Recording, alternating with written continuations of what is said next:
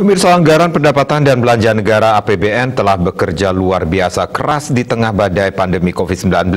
Pandemi menyebabkan pendapatan negara mengalami penurunan drastis, namun di sisi lain belanja negara justru meningkat.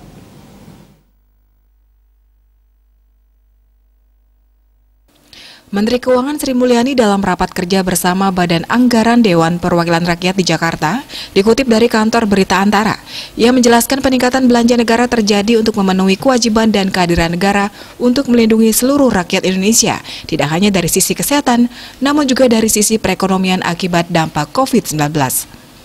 Maka dari itu beberapa langkah harus diambil dengan cepat, tepat sasaran, sesuai tata kelola, dan terus dievaluasi secara ketat agar selalu efektif dan memberikan hasil terbaik bagi masyarakat.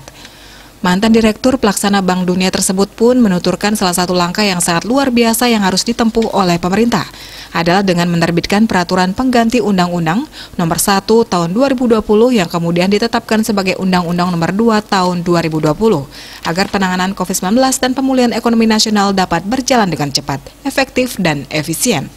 Ia pun berterima kasih kepada DPR yang telah memberikan dukungan penuh saat pemerintah menjalankan berbagai langkah yang luar biasa tersebut pada tahun 2020 dengan relatif baik. Dengan begitu, dampak pandemi dapat diminimalkan dan berbagai aspek kehidupan masyarakat dapat tetap terjaga meskipun mengalami syok yang luar biasa. Kedepan Sri Mulyani berharap masyarakat dan perekonomian tanah air bisa terus bertahan dan segera bangkit. Bali Post melaporkan.